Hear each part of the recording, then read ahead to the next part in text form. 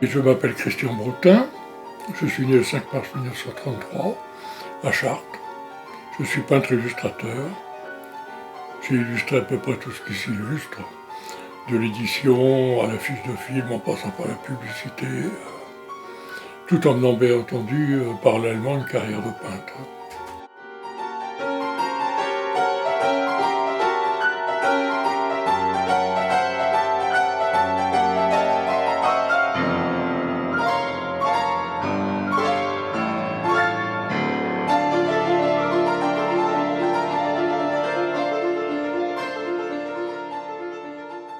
Moi je suis né avec d'abord un crayon entre les dents, j'avais 5 ans quand j'ai commencé à dessiner.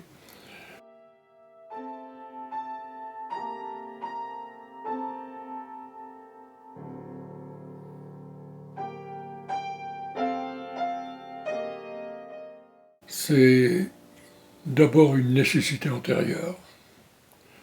C'est ouvrir la porte à la déferlante qu'on a en nous et qui menace de nous dévaster.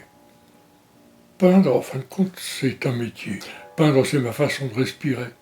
Si je ne peins pas, je m'étouffe, je meurs. C'est une quête de soi-même, peindre.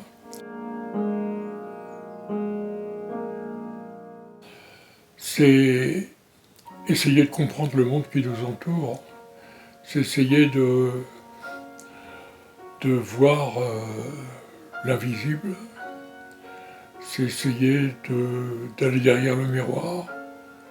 C'est essayer de comprendre, de percer plus ou moins, de tenter de percer le mystère qui nous entoure. C'était aussi le peindre, c'est aussi une manière d'arrêter le temps, de fixer les choses pour l'éternité.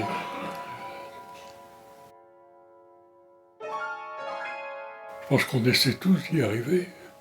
Je pense que si c'est ce vers quoi on tend, essayer de comprendre pourquoi on est là, bien entendu, essayer de résoudre une partie de notre angoisse métaphysique, mais c'est pas forcément, je veux dire, conscient. À 5 ans, ma mère est morte.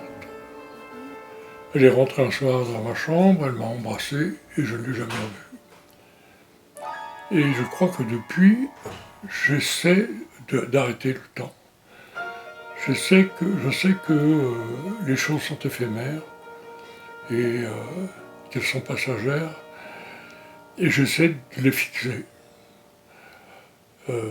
pour les pérenniser, pour qu'ils continuent d'exister malgré tout.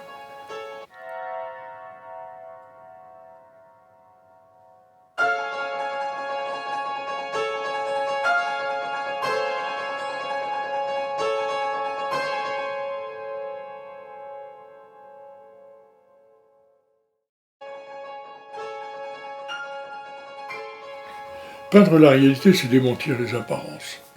C'est ne pas s'occuper de savoir si ce qu'on voit est vrai en fin de compte. C'est simplement d'essayer d'en saisir l'essence profonde. En ce moment, je peins des paysages, mais moi je suis un instinctif, hein, je ne réfléchis pas quand je peins. Mais je sais que le résultat, c'est que j'ai essayé de saisir les lignes de force, j'ai essayé de rendre compte vraiment de l'équilibre qu'il y a dans ce paysage, pourquoi il est beau, pourquoi il nous touche. Et montrer un peu, en fin de compte, la véritable nature bêtement visible. Par exemple, on demande aux gens quelle est la couleur d'un champ de blé, tout le monde va répondre jaune. Mais oui, mais quel jaune? En fin de compte, il n'est pas jaune, il est peut-être un poil rose, un poil orange, un poil vert, un poil... et si je le vois comme ça, je le peins comme ça. Si je vois mon champ de blé orange, je le peins orange. Et ce qu'il y a d'étonnant, c'est que les gens qui vont voir cette toile, après, vont voir le champ de blé orange. Et en fin de compte, peindre, c'est aussi une grande responsabilité, parce que on apprend aux gens à regarder.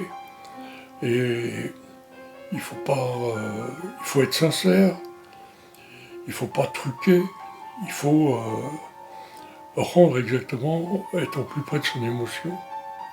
Est-ce que ce que l'on voit est vraiment le réel? Ça, c'est une autre histoire. La réalité, elle peut être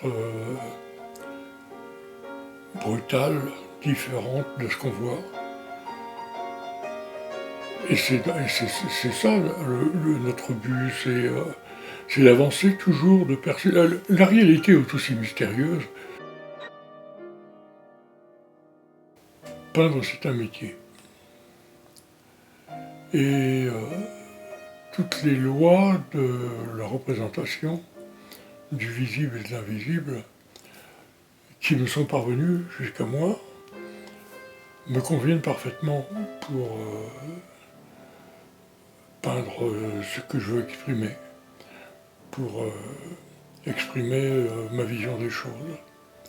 Je ne suis pas un théoricien ni un avant-gardiste qui crée de nouvelles façons de s'exprimer. Moi, celles que j'ai à ma disposition me suffisent pour exprimer ma vision des choses. Et les techniques que j'ai reçues, que j'ai apprises, sont remplies de gestes. Alors, il y a le geste, il y a plusieurs gestes. Il y a le geste de peindre, il y a le geste mental de peindre. Le geste mental de peindre, cette façon d'aborder les choses, de les ressentir, et cette sensation passe par la main, passe par le geste, et la main trace. C'est comme un peu comme le traceur des échos sismiques sur un sismographe. Il ressent les vibrations du sol et il les transmet, il les écrit sur le papier. Et dans le geste de peindre, il y a ça. On est sensible aux vibrations de la lumière, aux vibrations de la nature, et on essaie de les transcrire. Et la main est le traceur du sismographe.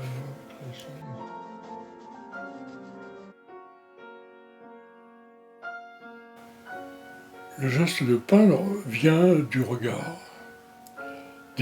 Déjà s'affranchir de tous les clichés reçus qu'on a sur ce qu'on voit, comme je disais, pour la couleur d'un champ de blé.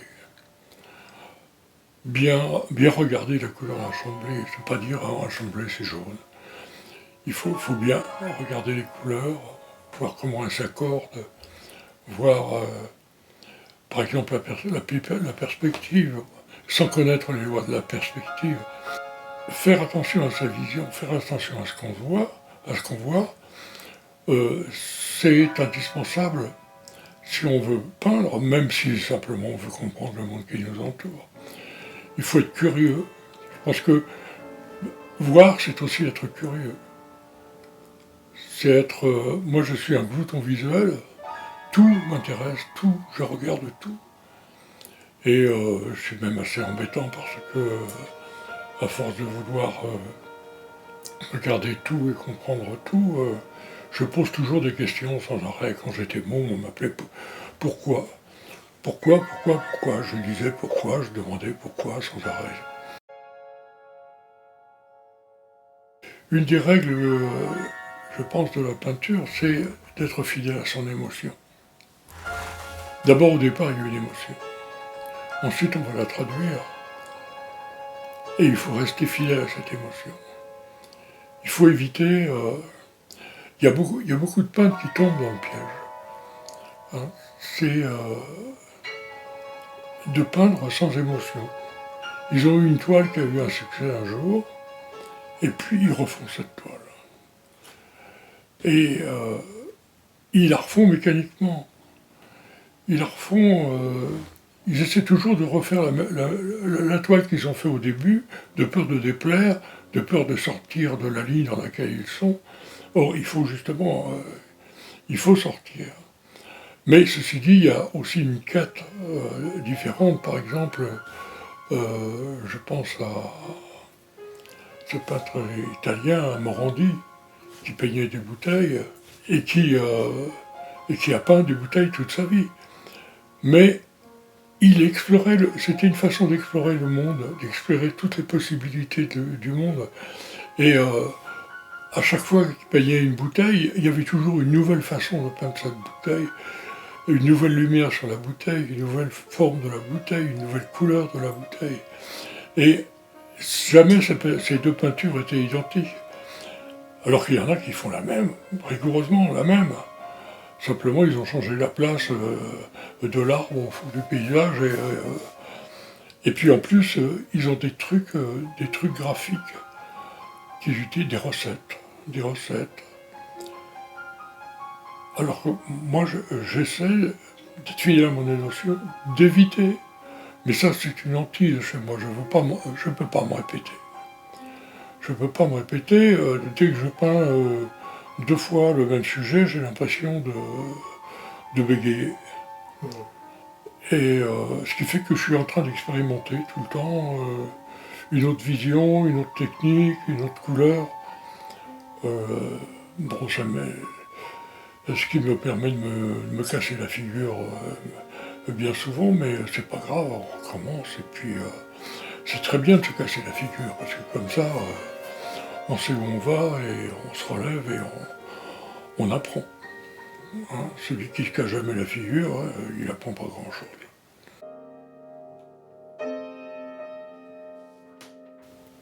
Ben, c'est-à-dire qu'il y a un équilibre qui s'installe dans la toile, et au bout d'un moment, on sait on sent, on sent que l'équilibre est là, ça y est, on est arrivé. Et que si jamais on continue, on va déséquilibrer. On va, on va renforcer là, et puis si on renforce là, bon, ça va se casser la figure de l'autre côté, et que non, il faut qu'on arrête. Faut qu'on arrête là, c'est fini, là, bon, c'est pas tout à fait satisfaisant peut-être, mais il faut arrêter là.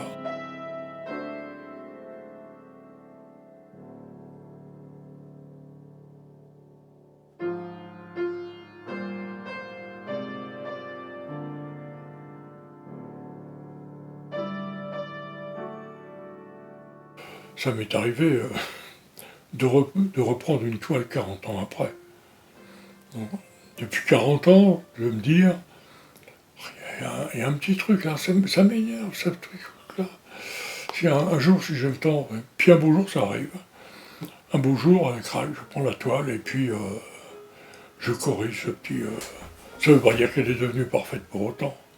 Mais bon, et je pense que tous les peintres éprouvent ça. Il y a l'histoire célèbre de Bonnard, qui s'est fait sortir d'un musée où il était venu avec sa toile, avec sa palette et ses peintures pour retoucher une peinture qui était exposée dans le musée. Émotion, authenticité et sincérité.